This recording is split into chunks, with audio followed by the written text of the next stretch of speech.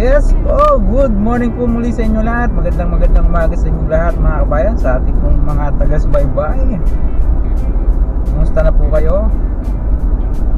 Sa kasalukuyan ay binabaybay po natin itong South Luzon Expressway at southbound po itong ating tinatahak mga kabayan. Papakita ko po sa inyo muli yung pong update nitong ongoing project ng SLEX. Ito pong road widening o expansion project nito ng naturang highway, no? Pinaluluang po yan magmula po dito sa Alabang, at kung mapansin nyo dyan sa paglampas natin ng pagbaba ng Skyway Extension, no, ay 6 lanes po yan. Yun na nga po yung nadagdag na may 2 lane na nadagdag, no? At papasilip po natin sa inyo yung mga highlights na ito pong ongoing na project dito sa bandang kanan. Nagkaroon po ulit tayo ng pagkakataon na makabiyahe dito nga sa South Luzon Expressway para maipakita po sa inyo yung mga latest development po dito. Paglampas po ng Susana Heights, nakita nyo naman binakbak na yung hinukay na yung kanan, at itong isang lane ay buo na, no? Kung mapansin natin. At mayroon po silang ano dito, motorist advisory. Ayan.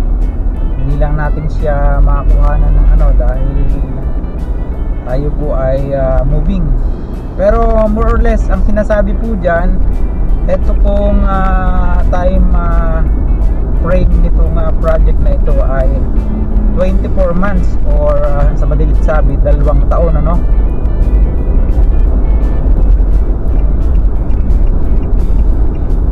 Nakita nyo, buo na bahagya yung kanan, ano?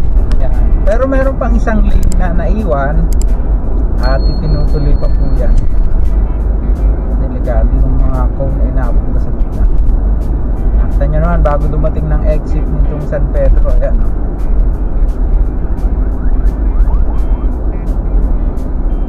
Paglampas ng San Pedro Interchange, makita nyo yung ongoing na project na yan, kabayan. Hindi pa po yan maituloy-tuloy dahil meron daw right of way issue pa rin still, no? At ito nga po yung napansin natin nung unang vlog po natin dito, yung bakod na yan sa ating kanan. Aabangan po natin yan kung anong gagawin para ma-expand yung kalsada, no? Pero pagdating dito sa una-unahan, eto na uli, oh. So, may kalsada na yung isang lane at natin lalagyan pa yung outer lane pa, no? Shoulder lane nga po yan kung tutusin, eh. Kaya lang nagkaroon nga ng proyekto itong SLEX na paluangin o widening o lagyan ng expansion yung kalsada para mas maraming magamit yung ating mga kababayang motorista. Ngayon po ay araw ng Huwebes, 21 na sa buwan ng Setyembre, mga kabayan. At ilang tulog na lang ay October na uli, no? Napakabilis. Kalimsabi po pala ng project na ito, mga kabayan, ay yun nga pong pagpuputol ng puno. Gaya ng nabanggit ko sa inyo nung una, kailangang putulin yung almost 9,000 na puno along SLEX. Magkabilang lane po yan, magmula dito sa may Alabang hanggang dyan sa Calamba. At dito sa bandang kanan, ito medyo challenging na bahagi kasi mataas siya. Lalagyan po yan ng bakal na pinakang pader niya. At nakita natin mayroon silang ginagamit na equipment para yan mailagay. Ayun, nasa bandang kanan natin po, lalagyan ko lang ng araw. Yan, oh. Mga bakal po yan. Hindi ko alam kung anong tawag dyan. Sa mga nakakaalam po, paki-comment down below na lang po para naman mayroon tayong dagdag kaalaman sa mga construction materials na kanilang ginagamit dyan. Ano po. Meron silang ginagamit dyan na parang special tools, pero ang makina backhoe, no? Dito naman po, bago dumating ng Southwoods, nakita nyo, oh, buo na rin yung isang lane hanggang doon sa outer lane. Meron ng kaprasong bahagi na buo na siya. Kung mapansin nyo, dito po tayo sa bandang kanan na kanang bahagi dumaan, no? Nasa track lane halos tayo para maipasilip ko nga po sa inyo yung ongoing na project dito. Nakita natin, napakakapal ng kalsada, no, ng semento, no? Standard po yata yan sa mga expressway, yung ganyang kapal na hindi ko mawari kung 9 inches yung kapal niyan or 12, no? Halos isang ruler, talagang makapal siya para matibay. Kasi ang mga nagdaraan dito, mga kabayan, napakabibigat, lalo na yung may mga karga na trailer truck. At kung mapansin nyo yung truck lane, no, kapag kayo ay napadaan dyan, talagang medyo matagtag kasi nga yun ang mas naunang nasisira dito po sa expressway, yung truck lane, sa kadahilanan na napakabibigat ng mga kargang kanilang binubuhat. At yung mga truck naman po, para sa kaalaman po ng iba, bawal po yan sa ibang lane, no? Talagang dyan lang sila sa truck lane na dapat dumaan.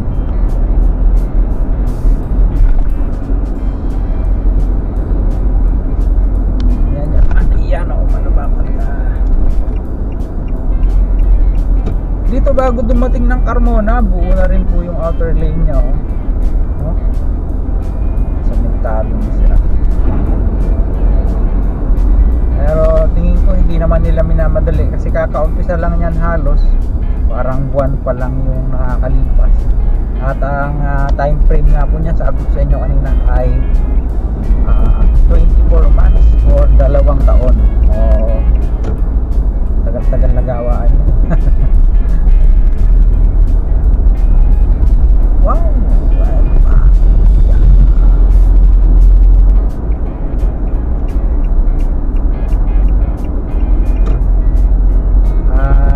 Medyo gigilid ulit tayo dito sa bandang kanan para masilip po natin yung mga ganyan din halos dyan sa kabilang lane sa northbound, no? Kaya almost the same lang po siguro kapag bumabiyahe kayo dyan. At traffic na naman sa approaching na hindi naman traffic, hindi nagkakaroon ng pagbubagal, mga kabayan. Dito po approaching na tayo ng Mamplasan interchange. At papasilip ko na rin po sa inyo yung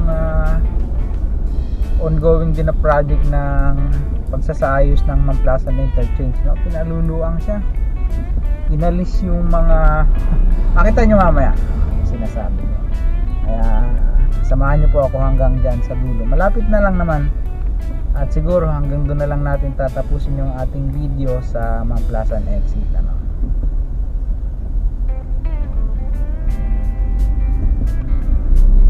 Binabati ko nga po pala yung pong ating mga bagong kaibigan diyan sa isang kumpanya sa North Caloocan, yung sa KMC, yung pong mabait na guard nila, at saka yung kanilang napakabait na supervisor, at yung napakabait din na maintenance head. Nakalimutan ko na po ang inyong mga pangalan, mga sir. Shout out po sa inyong lahat. Salamat po sa inyong suporta. Na-meet natin sila nung nakaraang araw. Salamat sa napakasarap na pagkain. Yun.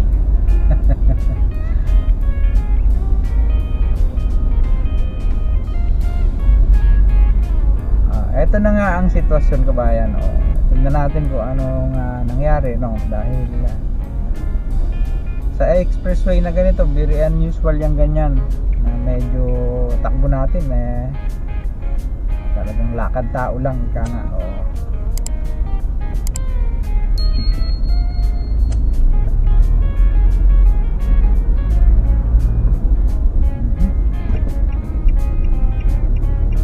Medyo bilis tayo ng konti at nandito sa bandang kanan yung mabagal. Hindi natin masisilip yung nasa right side. Buo na rin yung kalsada, mga kabayan.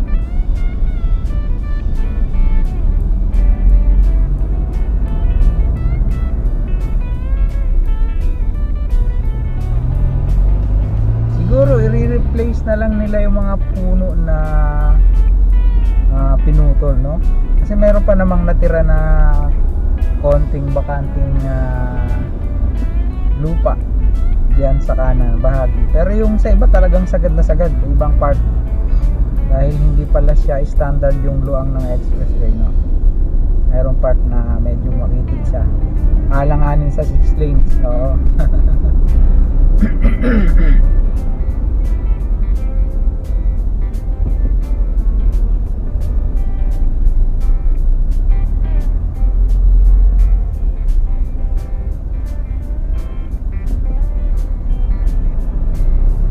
Siguro ikat na lang natin tong video na to para hindi masyadong mahaba.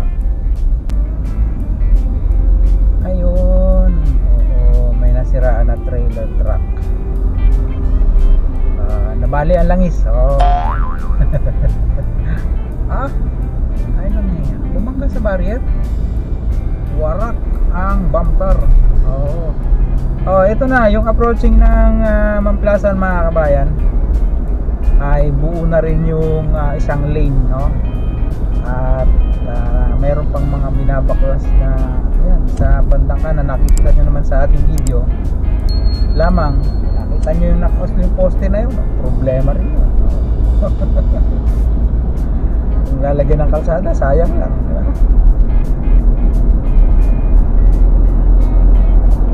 Sa mga pupunta po ng Unilab, Greenfield at ng Binyan, Olivares, dito po kayo dapat mag-exit. At yung mga kukonek sa Calax, dito yun sa Mamplasan, mga kabayan. At siguro kung magkakaroon po tayo ng pagkakataon na paliparin yung ating maliit na laruan, no? Para makita natin yung ongoing project dito sa may Mamplasan, ay hayaan nyo at atin kung gagawa ng paraan maisingit yung ating video. Ito na yon yung ginagawang project dito. Luang, di ba?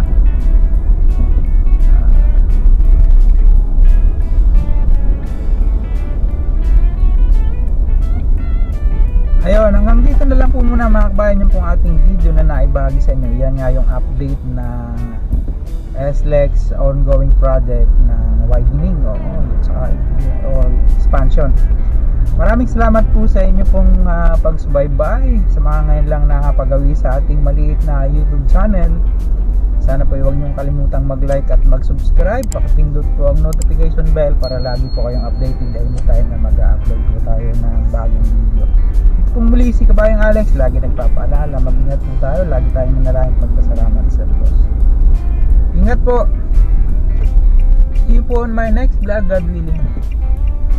Hasta la, bye bye.